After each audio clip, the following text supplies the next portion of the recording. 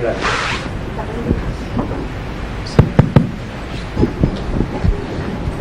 Muy buenos días.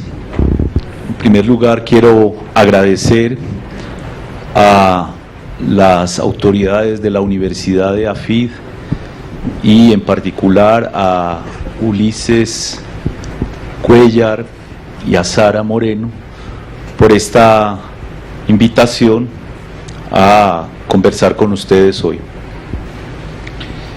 En 1918, al terminar la Primera Guerra Mundial, en Budapest se realizó el primer Congreso de Psicoanálisis de posguerra y el tema fue las neurosis de guerra, precisamente. Hay anécdotas de esa reunión como que todos los psicoanalistas, excepto Freud, que asistieron al evento, iban en uniforme de los distintos bandos de los imperios por los que habían combatido, y Freud iba de civil, ya que por su edad avanzada no fue reclutado como combatiente. En ese congreso hay una cosa muy interesante, y es que los psicoanalistas Ferenczi, Abraham, Taus, Simmel, entre otros, hablaron de cómo ellos en el frente de batalla no solamente tenían que combatir como los demás, sino ocuparse en la retaguardia como médicos de guerra, de fracturas, de, por supuesto, cirugías, etcétera, pero además, como muchos de ellos eran psiquiatras, tener que tratar lo que comenzó a llamarse en ese momento neurosis de guerra, es decir, neurosis o psicosis desencadenadas a partir del acontecimiento contingente de la guerra.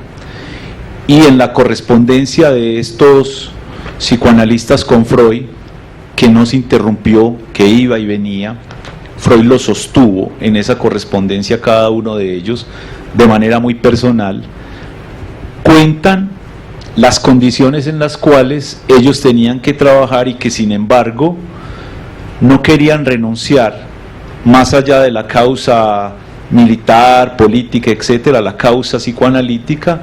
Entonces buscaban en esas condiciones precarias la forma de trabajar con estos neuróticos de guerra desde el punto de vista del psicoanálisis. Y el Congreso fue el momento en el cual dieron cuenta de esas producciones. Había una coyuntura además, y era que ese congreso está organizado por las autoridades militares, las autoridades civiles, como decir, Ministerio de Salud, etcétera. Allí estaban los representantes y había la iniciativa de cómo el psicoanálisis había mostrado una eficacia en el tratamiento de la neurosis de guerra, entonces hacer hospitales donde se pudiese trabajar con el psicoanálisis de manera gratuita, no solamente para los neuróticos de guerra combatientes, sino para la población civil, y de manera gratuita. En esa ocasión Freud presenta un texto que se llama Nuevas perspectivas de la terapia psicoanalítica, donde cuenta el espíritu que los tiempos pedían al psicoanálisis en el sentido de poder estar a la altura, diría Lacan, de su época, respondiendo en esas circunstancias adversas con este tratamiento. Luego hubo en la historia del psicoanálisis un educador que solamente encontró el psicoanálisis a los 40 años. Ese educador se llama August Eichhorn, el cual estaba muy comprometido con una educación hacia los jóvenes que él llamaba descarriados, pero que a la vez eran como desamparados y a la vez como fuera de la ley.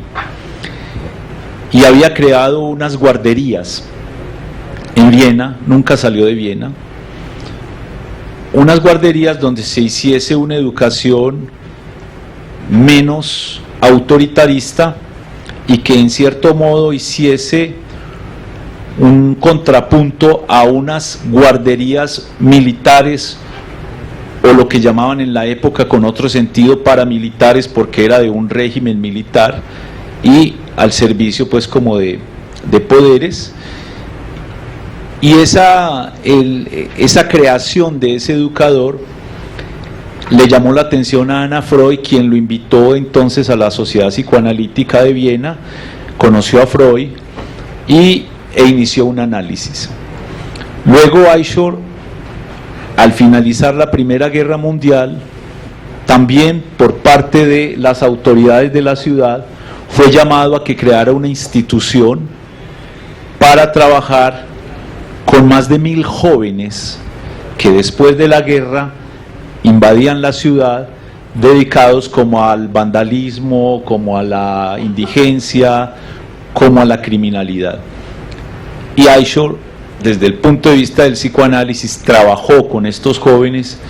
De eso hay un libro maravilloso al cual Freud le hace el prólogo, el de Juventud Descarriada. Y es muy interesante porque Freud dice, este hombre no necesitó el psicoanálisis para poder manejar con lo que nosotros llamamos transferencia de una manera absolutamente prodigiosa, pero por sus propias cualidades, su generosidad, su capacidad de trabajar con los jóvenes, identificando puntos en ellos interesantes, desde una perspectiva psicoanalítica. Y el psicoanálisis luego le sirvió fue para formalizar esa experiencia que ya había hecho. Ese es un antecedente o dos de lo que es el psicoanálisis en circunstancias muy precisas, en un aquí, en una ahora, en lo que Lacan llama el horizonte de la época. Hay otros, Kate Friedlander y otros, pero no me voy a detener en cada uno de ellos. Y sin embargo, sí, ya en la Segunda Guerra Mundial, en un psicoanalista y psiquiatra inglés, Wilhelm Bion, que también se ocupó de neuróticos de guerra en grupos, pero ya la guerra había cambiado, no solamente los militares, sino también la población civil implicada, los bombardeos de Londres, etcétera, etcétera. Y él, desde el punto de vista del psicoanálisis, revolucionó, no solamente a nivel de la técnica, en el trabajo con grupos, sino a nivel teórico, porque descubrió, por ejemplo, una transferencia horizontal, allí donde la transferencia vertical al líder había desfallecido, como era el caso de todos los neuróticos de guerra. Jacques Lacan, al año siguiente de terminada la Segunda Guerra Mundial, viaja, no al año siguiente, meses después, viaja a Londres, visita la institución de Bion y escribe un magnífico texto que se llama La psiquiatría inglesa y la guerra, poniendo a Bion un poco como ejemplo de lo que es trabajar con el psicoanálisis en contextos difíciles. Esos son pues unos antecedentes que me parecían interesante evocar para situar una frase de Jacques Lacan, que es la que a otros y a mí nos ha orientado, cuando dice que un psicoanalista solo es tal en la medida en que su práctica está enmarcada o se dirige al horizonte de su época. Es decir, el psicoanalista encerrado en su consultorio, aislado, dedicado solamente a una pequeña clientela, pequeño burguesa o burguesa, estaría en cuestión. ¿Eso cómo es posible? Pues es posible en todas estas experiencias, a partir, en un momento dado, de mezclar sugestión, hipnosis, catarsis, psicoanálisis durante la Primera Guerra Mundial. En otro momento dado, a partir de pensar como Freud creía, mezclar el psicoanálisis con la psicoterapia. En otro momento era pensar el psicoanálisis y la educación, porque en algún momento se pensó que el psicoanálisis daba una reeducación o que era posible hacer una reeducación del sujeto. Es decir, debates clínicos, políticos y teóricos siempre están en la base de esto que estamos discutiendo. Si entonces lo que nos orienta es que la práctica psicoanalítica esté articulada al horizonte de la época, eso nos lleva a hoy pensar precisamente qué clínica de lo psíquico es posible en un contexto institucional educativo, que es el título que nos convoca en este seminario. Ya Juliana adelantó algo, y también Oscar y Daisuke han dicho cosas muy precisas en el sentido de unos principios. Pero eso significa que nosotros podamos distinguir lo que se llaman los principios del psicoanálisis y los estándares del psicoanálisis. Hay que decir que si bien Freud dedicó una serie de ensayos que luego se conocieron como los escritos técnicos, a los cuales Lacan le dedica a su estudio y reflexión un primer seminario, esos escritos no están hechos para un gran público. Esos escritos están hechos un poco en el sentido aristotélico, no para una enseñanza exotérica con X dirigida a todos, sino más hacia el interior, hacia los psicoanalistas mismos que estaban alrededor de Freud ejerciendo una práctica y formándose para tal. De esos escritos, por supuesto, se desprenden muchos de los principios del psicoanálisis, pero también una cierta lectura que se hizo de ellos ya en tiempos de paz, en tiempos institucionales, en tiempos de formación. Se desprendieron más bien estándares. La manera como Freud trabajaba, como él usaba la herramienta, como él iba inventando, se volvió estándar. Se volvió estándar el tiempo, tantos minutos, se volvió estándar la interpretación, se volvió estándar la intervención, unas ciertas reglas que se acomodaban muy bien a la persona de Freud, pero que enseguida se erigieron como esto es lo que hay que hacer para ser psicoanalista. Lacan diferencia esas técnicas, esos estándares de unos principios que son distintos. Entonces, si uno piensa que en una institución educativa, en una institución educativa, en una institución hospitalaria o en cualquier otro contexto, lo que tiene que aplicar son los estándares, no puede hacer psicoanálisis. Solamente podrá hacer psicoanálisis, y eso incluso me lo interrogo, en una práctica privada en su consultorio. Pero si se trata de los principios, que no de los estándares, entonces sí se puede hacer psicoanálisis en muchos otros lugares distintos del consultorio y de la consulta privada. Esto nos lleva a decir, ¿y cuáles son esos principios? La Asociación Mundial de Psicoanálisis, la cual pertenezco, hizo un congreso en Brasil hace algunos años, precisamente después de haber estudiado durante más de 2 años preparatorios al congreso sobre el título de los principios del psicoanálisis. Luego fueron formalizados por Éric Laurent, en internet se pueden consultar principios del acto analítico, principios clínicos del psicoanálisis, y ahí aparecen descritos los 8. Son tan generales, y sin embargo, yendo a estudiarlos detalladamente cada uno de ellos,